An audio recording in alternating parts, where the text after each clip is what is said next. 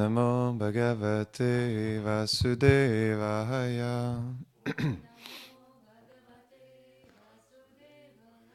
Om Namo Bhagavate Vasudevaya.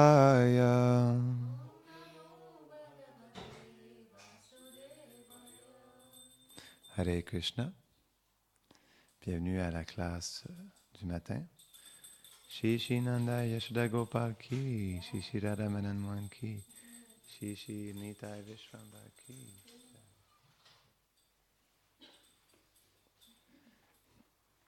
Donc ce matin, j'ai décidé de parler de la Bhagavad Gita, chapitre 15, qui s'appelle Purushottam Yoga, le yoga de la personne suprême.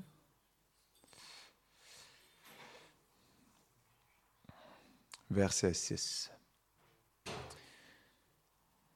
Na tadbhasayate suryo, na shashanko na pavakaha, yat gadva na nivartante, tadama paramam mama.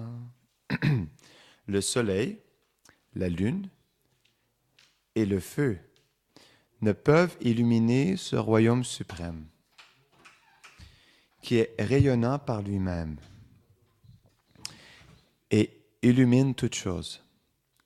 Quand les personnes soumises atteignent cette demeure, qui est la mienne, elles ne retournent pas dans ce monde. Commentaire. Srila Vishwanath Chakravarti Thakur dit « Quelle est la nature de ce royaume suprême ?» En réponse à cela, Sri Krishna énonce ce verset qui commence par les mots « natad ». Dans ce verset, il explique la nature de sa demeure transcendantale. Elle est libre de toute souffrance, comme la chaleur et le froid, et elle est lumineuse d'elle-même, ce qui implique qu'elle n'est pas illuminée par le soleil, la lune, le feu ou l'éclair. Elle est Tejaha. Elle illumine toutes choses. Il est dit dans la Katha Upanishad 2.2.15 Natatra suryo bhati na chandratak rakam nema vidyuto bhanti kuto agni. Le feu, le rayonnement du soleil, la lumière de la lune et des étoiles et la splendeur de l'éclair n'existent pas en ce lieu. Tout est illuminé par sa radiance propre uniquement. Cette planète qu'on appelle Krishna Loka ou Goloka Vrindavan diffuse sa propre lumière. Cette radiance s'appelle le Brahma Jyoti. Elle est la radiance qui émane du corps de Krishna. Cette demeure suprême est la plus élevée et parce qu'elle est spirituelle, elle est consciente et au-delà des sens matériels.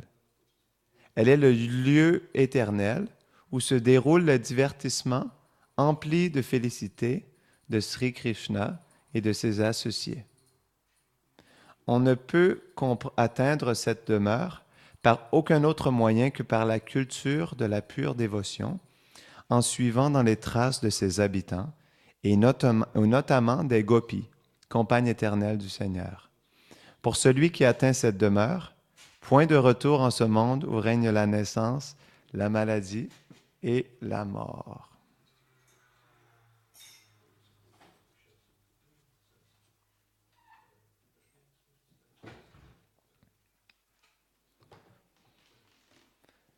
Om Agyanti Mirandasya Ganan Janan Shrakaya Chakshurun Meritam Yena Tasmai Shri Gurave Namaha Shri Chaitanya Manobishtam Stapitam Yena Bhutale Svayam Rupa Kedamayam Dadati Svapadantikam Vanchakal Patarubhyashcha Kripa Sindhubhya Evacha Patitanam Pavanebhyo Vaishnavebhyo Namo Namaha Jai Shri Krishna Chaitanya Prabhu Nityananda, Shri Advaita Gadadhara, Shivasari Gaura Bhaktavrinda.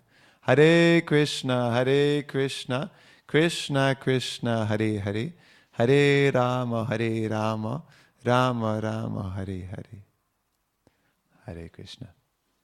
Donc, parce que Gurudev n'est pas disponible en ce moment, il me demandait le service de donner la classe.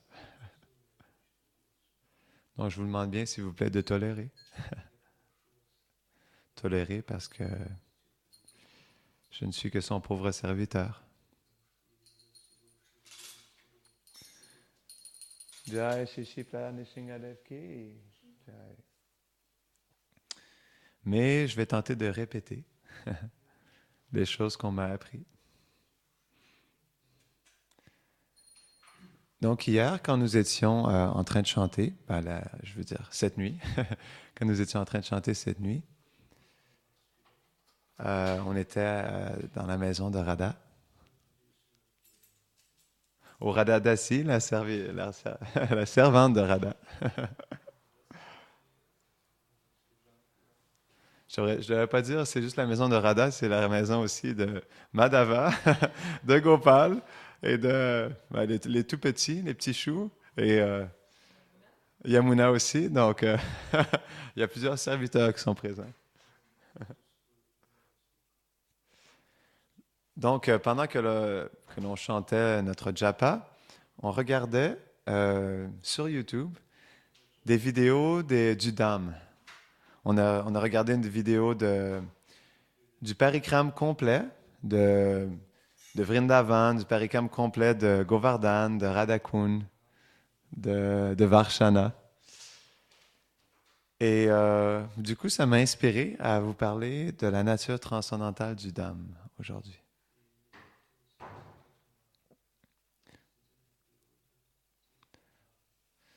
Donc, nos acharyas expliquent que le Dham se manifeste de 5 façons. En fait, avant de dire ça, j'aimerais juste partager ce point. Dans le Nectar de la dévotion, c'est expliqué qu'il y a 5 activités du service dévotionnel qui sont les plus puissantes, en fait, qui ont le plus de potentiel. Ce qui est expliqué, c'est que même si maladroitement performées, ces activités nous donnent une extase spirituelle, peuvent nous donner une profonde extase spirituelle. De par leur nature transcendantale. Ce qui veut dire que c'est directement connecté à Krishna.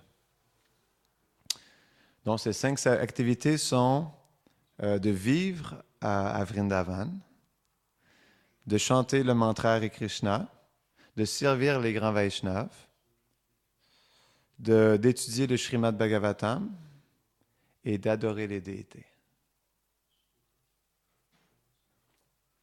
On pourrait dire que ces 5 choses-là sont directement Krishna, en fait. Parce que Krishna, il est le Dham, Krishna, il est son nom, Krishna, il est les Vaishnavas. Les Vaishnavas sont considérés non différents de Krishna parce que dans le Panchatattva, il y a Srivastaka qui représente le dévot, l'associé de Krishna. Et donc, on disait, il y a le Bhagavatam qui est le corps de Krishna. Et quoi d'autre? Il y a la déité qui est directement Krishna, non? Mais j'aimerais vous parler un peu plus du Dham aujourd'hui. Donc, les acharyas nous expliquent que le Dham est manifesté de 5 façons. On pourrait dire qu'il y a il y a 5 façons de manifester le Dham, mais il y a une manifestation originelle suprême du Dham,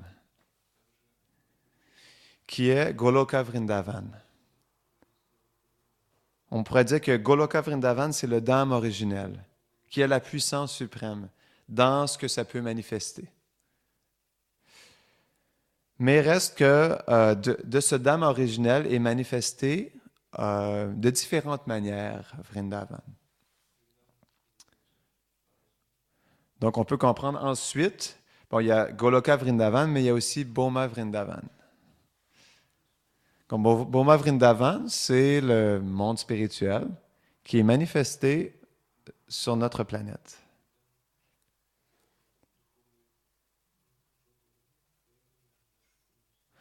En fait, ce qui est expliqué, c'est qu'il n'y a pas de différence entre les deux. Mais la particularité de Bhoma Vrindavan, c'est que Bhoma Vrindavan se manifeste à travers le voile de l'énergie matérielle.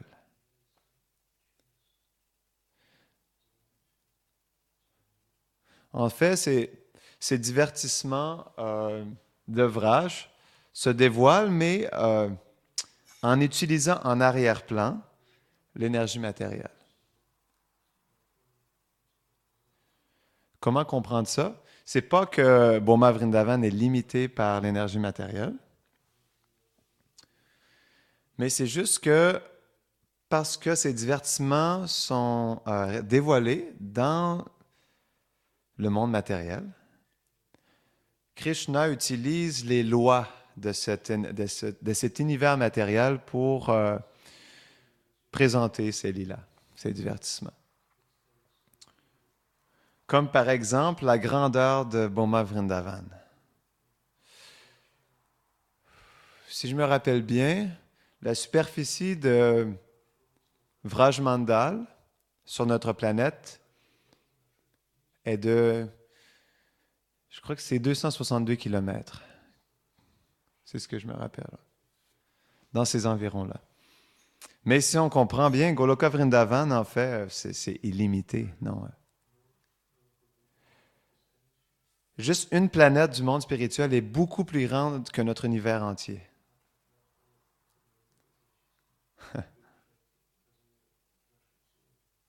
En fait, il y a un calcul mathématique dans un verset des Védas qui montre comment, en fait, pour notre intellect, comment calculer la grandeur de Goloka Vrindavan.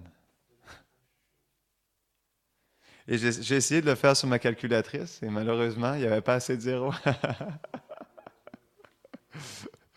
Donc, c'est impossible, mais c'était disait, bon, je ne me rappelle pas exactement de la formule, mais ça expliquait 10 multiplié par 100, multiplié par 1000, multiplié par 1 million, peut multiplier par 1 milliard, multiplié par des trilliards. Et ça, vous allez pouvoir arriver à une petite idée de la grandeur de Goloka Vrindavan.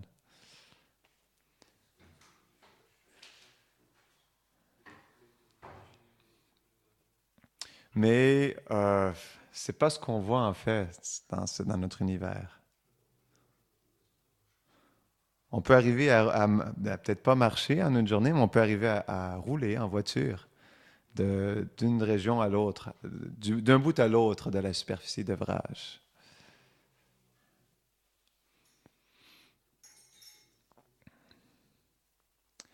Donc, c'est ça, comme j'expliquais, derrière, il y a l'énergie matérielle dans l'arrière-plan. Et ça, c'est la beauté de Gokul Vrindavan, parce que, euh, en fait, c'est manifesté derrière la noirceur, ou entouré de on pourrait dire la noirceur du monde, de l'obscurité du monde matériel.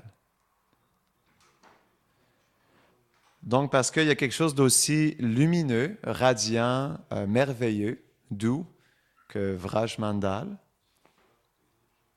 parce que c'est manifesté, ou parce que c'est manifesté dans euh, parce qu'il y a l'obscurité qui est derrière, en fait,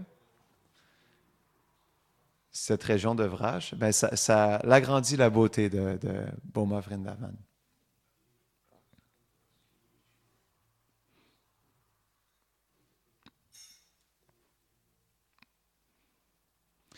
Et donc, ça, c'est la deuxième manifestation, c'est Boma Vrindavan. Et la troisième manifestation du Dham, ça s'appelle Drishyamana Dham. Est-ce que vous avez déjà entendu ce mot-là? Drishyamana Dham. Drishyamana veut dire en fait qui est couvert d'un voile. Donc, ce qui est expliqué, c'est que Boma Vrindavan, OK, Boma Vrindavan est toujours là. Toujours, c'est pas que c'est détruit, mais dès que Krishna met ses pieds, toutes les opulences de Vraj se manifestent sur cette planète. Dès que Krishna pose son pied sur la terre de Vraj, sur cette planète. Donc, c'est expliqué comme il y a un grand arbre Kadamba, qui est immense en fait, où Krishna performe ce divertissement. Les arbres à souhait, ces grands arbres Kadamba, la rivière Yamuna dans toute sa splendeur, Govardhan dans toute sa hauteur, sont manifestes lorsque Krishna est présent physiquement. Mais dès le moment où Krishna enlève son pied de la terre de Vraj, physiquement, et retourne dans Goloka Vrindavan, il ramène avec lui ses opulences. Donc, c'est expliqué que Govardhan, normalement, mesure plus de 2500 mètres de haut et a des sommets enneigés. C'est pas ce qu'on peut apercevoir aujourd'hui. Je pense qu'il est 70 pieds de haut, c'est ça? À son plus haut, je crois. 70-80 pieds.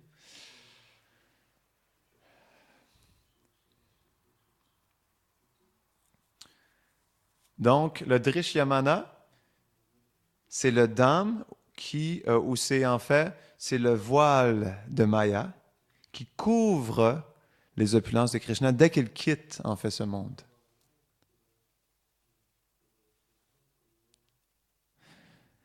Hier, quand on regardait le parikram sur la vidéo, on peut apprécier que ce soit le dam. On voyait des rickshaws, on voyait des taxis, on voyait toutes sortes d'activités qui se déroulaient, qui ne sont pas nécessairement présentes dans la dimension spirituelle.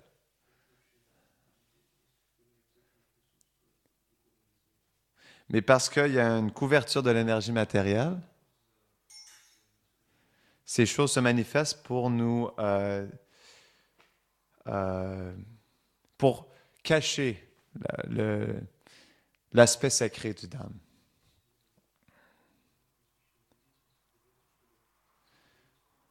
Et Bhaktivedanta Prabhupada, il explique que même si c'est couvert,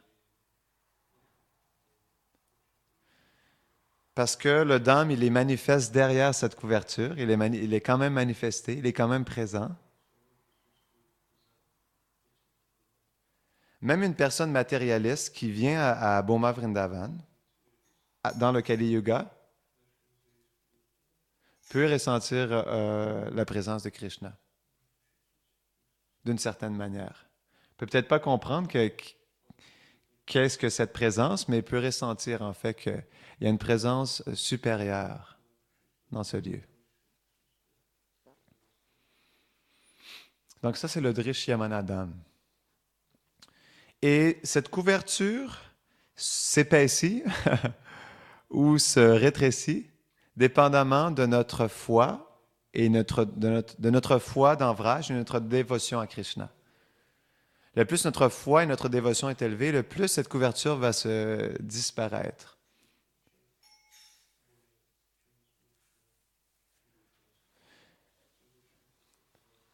C'est ce qui fait qu'une personne qui est qualifiée, même dans l'ère du Kali Yuga, en ce moment, qui va à Vraj, peut apercevoir les arbres à souhait, peuvent apercevoir le sol Chintamani, les joyaux, tout ce qui est manifesté, toute la beauté, la splendeur de Vraj. C'est comme les 6 Goswamis, en fait.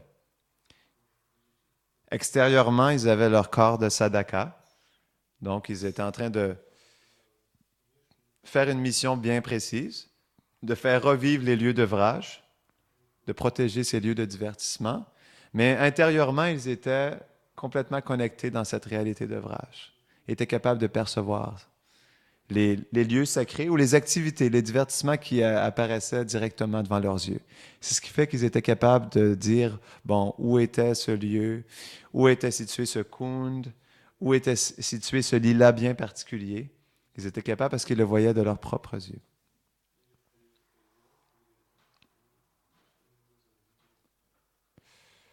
Donc le 4e dham, c'est le dham qui est manifeste dans le cœur du pur dévot.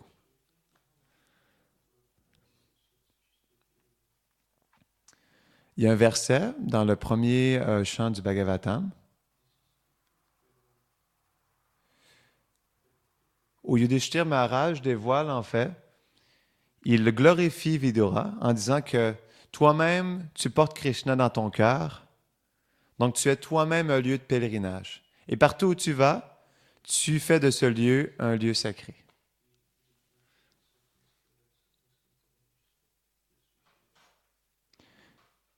Donc ça, c'est un lieu bien spécial parce que la personne ou l'âme pure qui porte le Dham dans son cœur, peu importe où il va, peut manifester ce Dham et en donner l'expérience aux autres.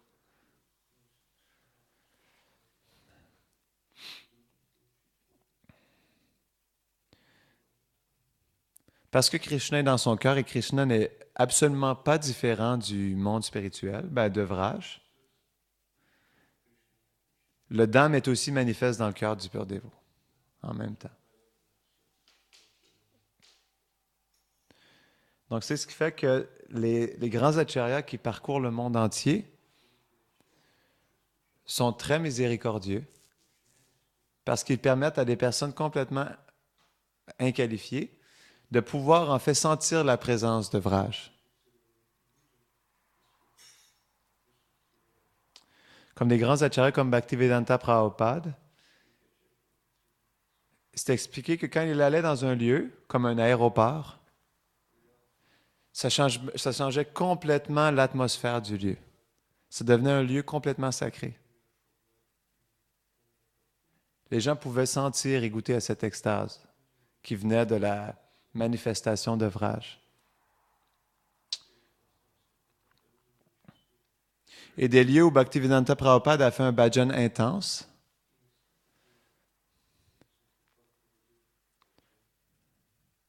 comme Tompkins Square Park à New York. Ça, c'est le premier parc qui a reçu...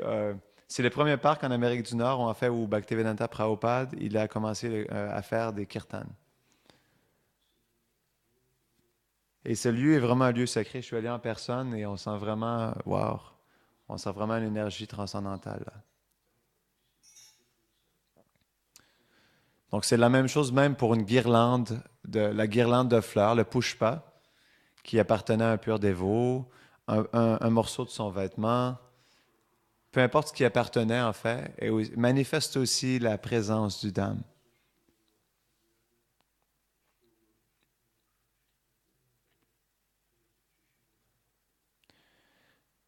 Donc, la 5e manifestation du Dham, c'est en fait une réplique de Vraj qu'on peut créer extérieurement. Un bon exemple de ça, c'est le roi Virahamvira. Ouais, Virahamvira. C'est le roi qui avait volé le chariot rempli de livres des Goswami, dont Srinivas Acharya, Shyamananda Pandit et Narottam Das Thakur se transportaient avec. Donc, je ne raconterai pas l'histoire, mais Srinivas Acharya, il a découvert que c'était le roi Virahamvira qui l'avait volé et en a fait un pur dévot. A transformé le roi en Vaishnav. Et en fait, Srinivas Acharya et le roi Virahamvira, ensemble, ont installé le Dham dans leur royaume.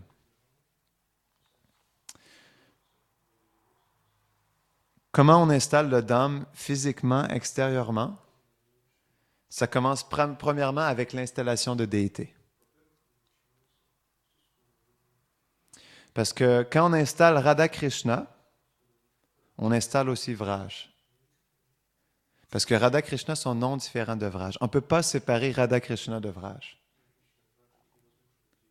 Parce que dans le sens absolu, ils sont toujours présents.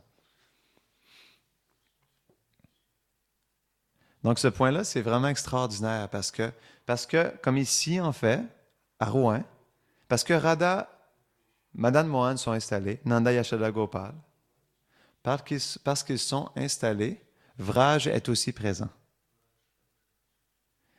En fait, parce que Vraj est présent, ça veut dire que Govardhan est présent, ça veut dire que Radhakund est présent, ça veut dire que la Yamuna est présente, ça veut dire que tous les lieux de divertissement sont présents, en fait.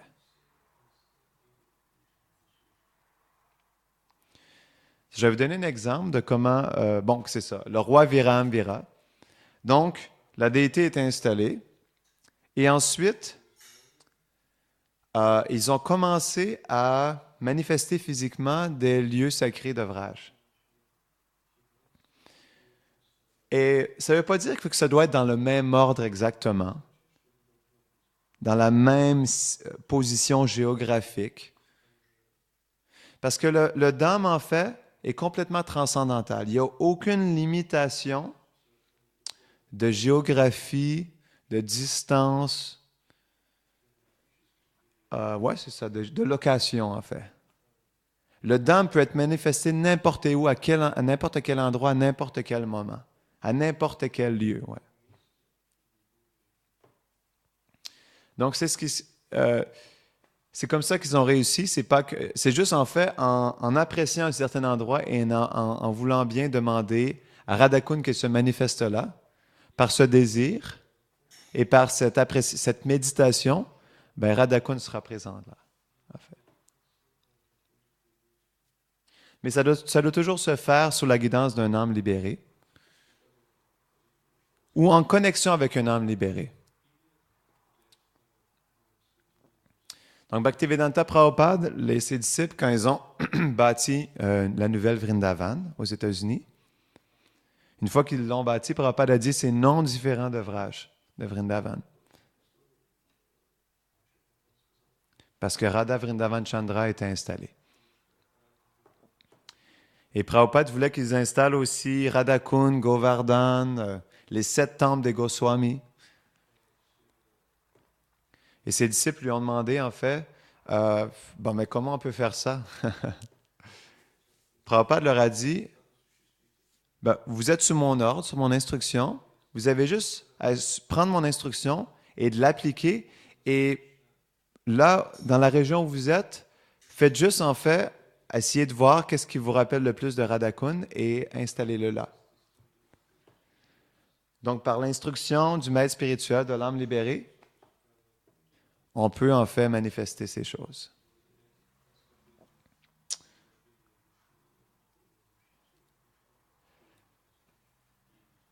Donc, c'est ça que Viramvira a fait. Ils ont installé dans son royaume des centaines de lieux de divertissement. Radhakund, Vamsivata, Govardhan, Varshana. Et en fait, avec les citoyens, creusaient la terre pour faire des kunds. Embellissaient en fait d'arbres de Vraj, de fleurs de Vraj, pour manifester davantage l'atmosphère de Vraj. Et faisaient des parikrames en fait de ces lieux et en fait partageaient les divertissements de ces lieux précis pour pouvoir en fait amener les citoyens à s'absorber dans cette réalité de Vraj.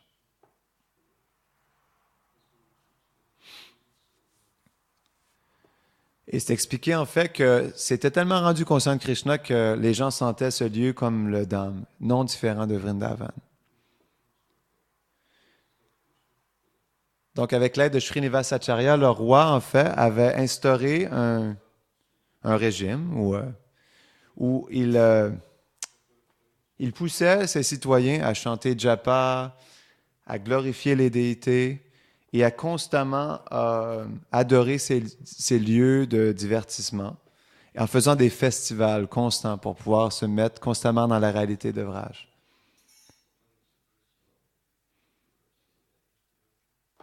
Donc, Shivaram Maharaj aussi, il a fait ça en Hongrie.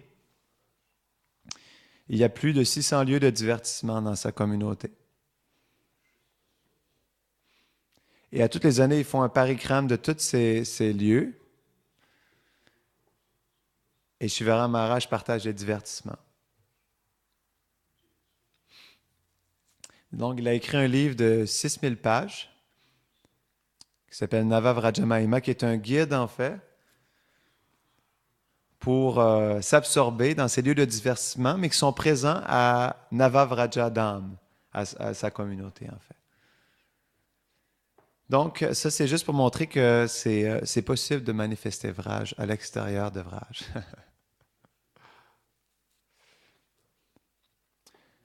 Mais la réalité reste que il n'y a rien qui est aussi puissant que Goloka Vrindavan et Boma Vrindavan. Parce que Krishna a mis ses pieds à Boma Vrindavan. C'est la maison de Krishna. Donc, c'est toujours extrêmement puissant. Dans le sens où ça ne peut jamais vraiment être couvert par l'énergie matérielle ou par les péchés des personnes. Tandis qu'à l'extérieur de Vraj, la manifestation du Dham va dépendre de la qualité de ses dévots à adorer les déités. La qualité de leur dévotion, la qualité de leur service, la qualité de leur bhajan va garder le Dham manifeste de plus en plus ou constamment. Mais dès que la dévotion commence à diminuer, ou par exemple les standards diminuent, ou peu importe qu'est-ce qui se passe, ben ça peut couvrir en fait l'atmosphère du Dham. Donc ça, c'est ce qui montre en fait la différence entre Boma Vrindavan et les Dhams manifestés à l'extérieur.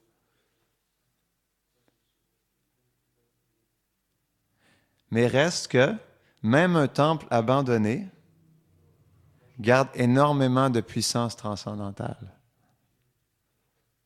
Le meilleur exemple de ça, c'est Prahlad. Il y a une histoire qui explique que Prahlad, avant qu'il soit Prahlad, dans cette Prahlad qu'on connaît,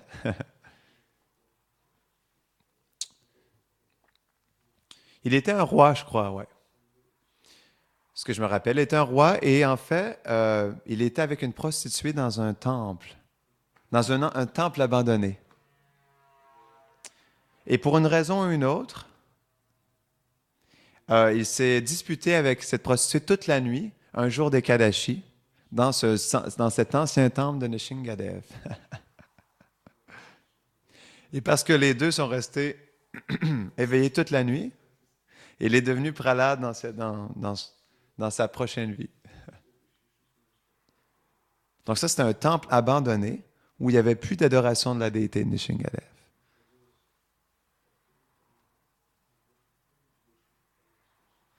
Mais reste qu'il a réussi à avoir cette bénédiction.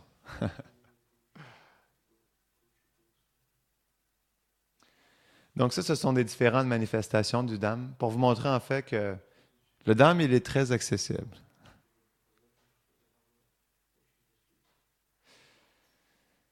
C'est la même chose avec le Mahamantra aussi. Le Mahamantra, tout est inclus dans le Mahamantra. Vyasadeva, il explique que Krishna, il a investi toutes ses puissances dans le Mahamantra. Donc, en chantant Hare Krishna aussi, on peut se connecter à Vraj. Encore plus, si on le chante Hare Krishna, à Vraj, devant les déités.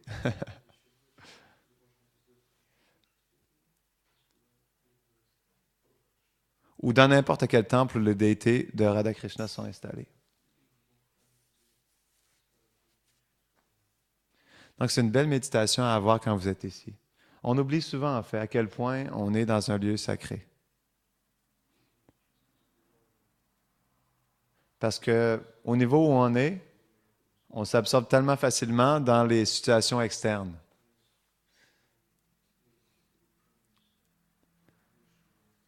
On devient habitué. Et des fois, on perd connexion avec cette réalité supérieure qui est manifeste devant nous.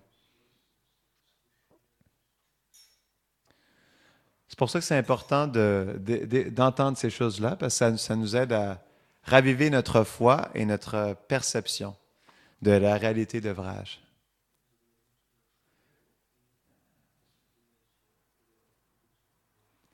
Parce qu'il faut comprendre une chose, Vraj est la réalité suprême. C'est la vraie réalité. Donc, parce qu'elle est suprêmement réelle, on doit bien pouvoir l'apercevoir un jour.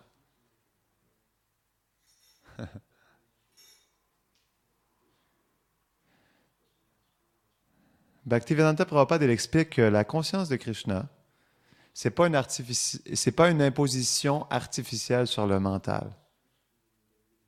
C'est la conscience naturelle de l'âme. Mais c'est juste que cette conscience est recouverte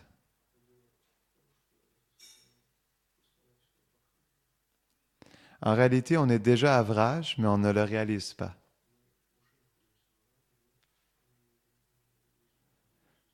Je vais le répéter. En réalité, on est déjà avrage, mais on ne le réalise pas. Wow! C'est juste le temps qui nous sépare. C'est pour ça, en réalité, c'est pas tant important si on peut percevoir réellement de nos yeux cette réalité. Il faut juste avoir foi que c'est la réalité factuelle. Il faut juste l'apprécier. C'est comme ça que ça commence. J'apprécie que les déités sont directement Radha, Krishna, Nanda, Yashoda, Gopal, non? Gaur Nitai, Nitai Vishvambar. Je les vois peut-être pas danser sur l'autel, mais j'apprécie qu'ils sont réellement là. Et j'apprécie que le lieu où je suis en ce moment, c'est Vraj. C'est un sentiment, en fait. Vraj, c'est un état de conscience. Et ça commence par l'appréciation. Le plus on apprécie, avec un sentiment sincère, de bien vouloir s'absorber dans cette réalité, de plus en plus Krishna va nous révéler cette réalité.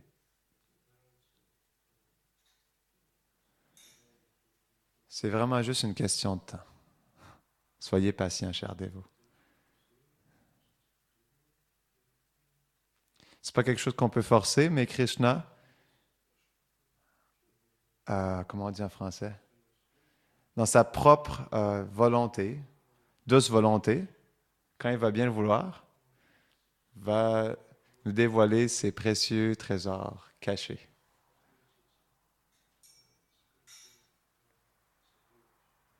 Il faut juste profondément désirer de tout notre cœur, de toute notre âme,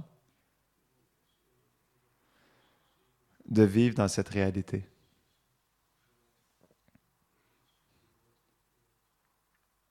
Et Krishna un jour va répondre à vos désirs.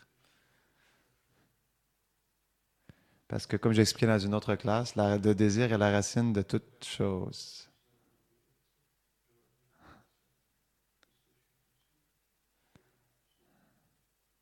Donc soyez patients. Donc on va terminer ici. Est-ce qu'il y a des questions, des commentaires ou des réflexions? Oui, yes. Uh-huh. Yeah.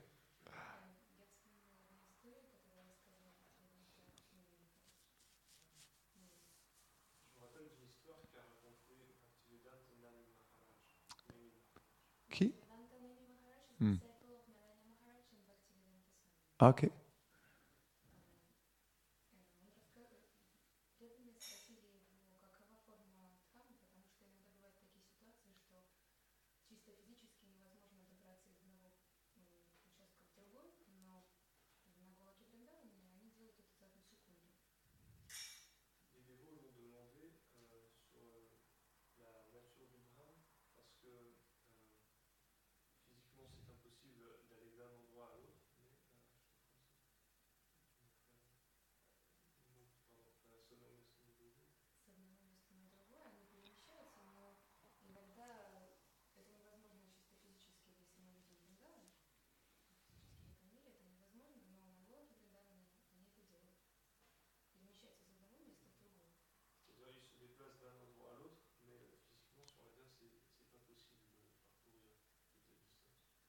Ah, d'accord. Ouais.